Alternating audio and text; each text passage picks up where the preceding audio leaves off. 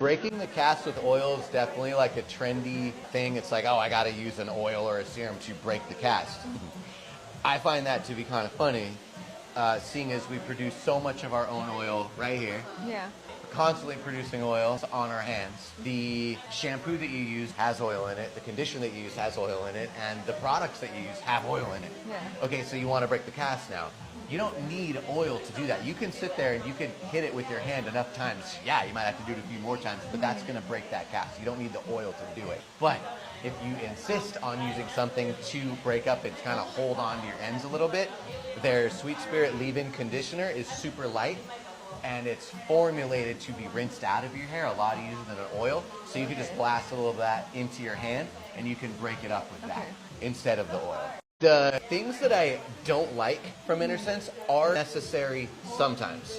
I just don't like to resort to those things. So their heaviest products, as far as shampoo conditioner goes, is the hydration line. If you bought that and you're like, oh shit, like I didn't want something that heavy, and you're brand new to your curly hair and you've got a bunch of damage from either heat damage or chemical damage, it's actually not the worst thing that you could have done, because it is going to cover a lot of those things up for you at the moment. But the key words there are cover up, because it's heavier in the oils and in the butters and stuff like that within that hydration shampoo and conditioner set. Get on the InnerSense styling products as well, so that way you're at least going to stop putting in the real shitty chemicals and stuff like that we don't want in there anyways. But once you hit the bottom of that hydration line bottle, that's fine. Switch it out to something else. My favorite shampoo from InnerSense is their lightest one. It's the most cleansing, not a clarifying shampoo, but it's the pure shampoo. And my favorite conditioner from them is not the matching one,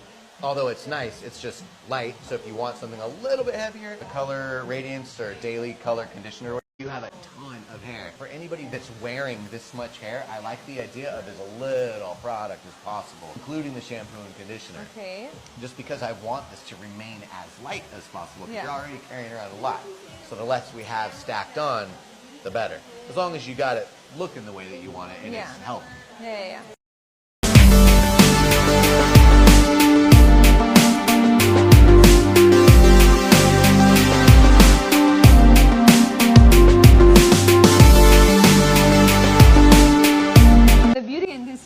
Not even just hair, but like everything, we're constantly being targeted with like the next thing that we have to get, and like constantly being influenced to keep buying. And so you've got a closet full of shit that you've tried out once and you're not even sure if it's doing anything for you anymore. Yeah, now that's exactly what we don't want here anymore. I tell everybody I would love it if you were on a really, really small ecosystem. Plus your shower looks cooler for it anyways. You have a million different things. So I like a shampoo, conditioner, 2 styling products at most.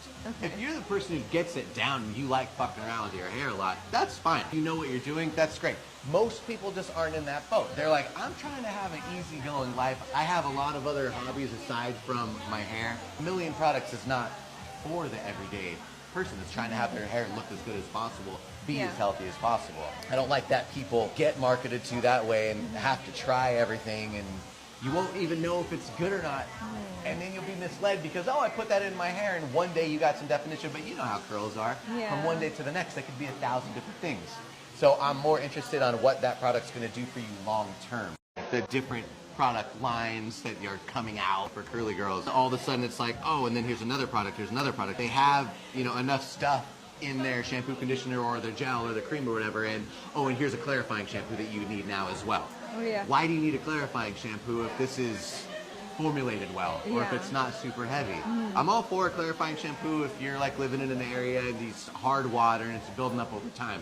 But to need a clarifying shampoo because of what you are in fact using, that tells me that there's something very wrong with what you're using.